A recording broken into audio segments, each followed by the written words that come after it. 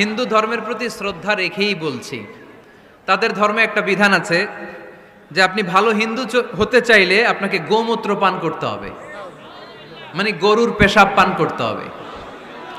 এবং অবাক করা কাণ্ড, তারা ইন্ডিয়া থেকে এটাকে রপ্তানি করে ইউরোপ আমেরিকাতেও পাঠায়। কারণ ইউরোপ আমেরিকার যে হিন্দুরা আছে সেখানকার সুপার স্টোর থেকে, শপিং মল থেকে ওইটা কিনে কিনে পান করে। আপনারা যদি বলে এই যে 1 বোতল নিয়ে আসছি গরুর পেশাব, এটা খাইলে তোর 1 কোটি টাকা দিব, খাইবেন? আমি কমু তুই নিয়ে আইসোস, তুই খা, ঠিক কিনা?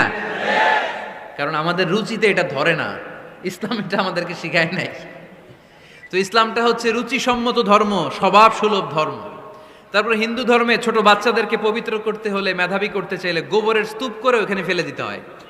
ওই বাচ্চা ছুটে আসবে, কান্না করবে, আবার ফেলতে হবে। ওর গা গোবর দিয়া একেবারে বিউটি পার্লারিং করে তারপরে ওর গোসল করাইলে ও খুব ভালো হয়ে যাবে, এরকম আইডিওলজি তারা বিলিভ করে। তো এটা একটা প্রাণীর মল কারো গায়ে মেখে পার্লারিং করা, এটা কি আমাদের আকলে ধরে?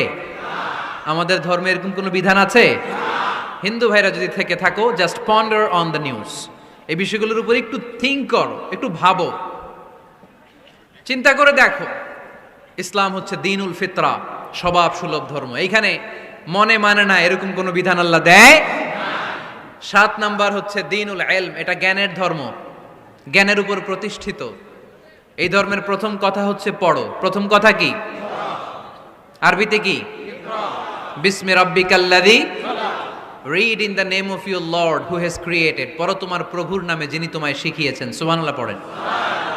আবু দারদা রাদিয়াল্লাহু তাআলা আনহু বলতেন, কুন আলিমান, আলেম হও, আও মুতাআল্লিমান, অথবা আলেমের ছাত্র হও, আও মুত্তাবিআন, অথবা আলেমের ফলোয়ার হও, আও মুহিব্বান, অথবা আলেমকে ভালোবাসো, ওয়ালা তাকুনিল খামিস, 4টা হইও, 5 নাম্বার হইও না, ফাতাহলিক, তাহলে ধ্বংস হয়ে যাবা।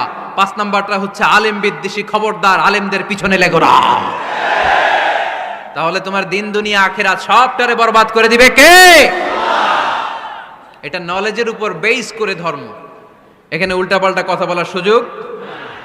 হিন্দু ধর্মে একটা নিয়ম আছে, শুধু ব্রাহ্মণরাই বেদ, রামায়ণ, মহাভারত এগুলো ধরতে পারবে, নিম্ন বর্ণের হিন্দুরা ধরতে পারবে না। আমাদের ইসলামে এগুলো আছে। কোরআন শুধু আমরাই ধরতে পারবো, আপনারা পারবেন না।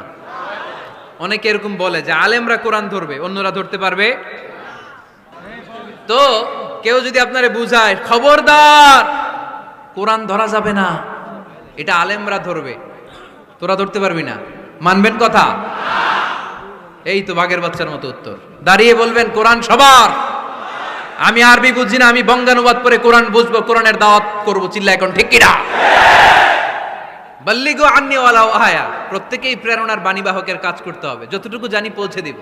আমি বেশি জানি তো আমি বেশি বেশি ছড়াবো। আপনি জানেন শুধু লা ইলাহা ইল্লাল্লাহ, এইটাই আপনি ছড়াই দিবেন, ঠিক কিনা? কেউ যদি বলে কোরআন পড়া যাবে না, ধরা যাবে না, এটা বোঝা পড়া আলেমদের কাজ, শুনবেন না।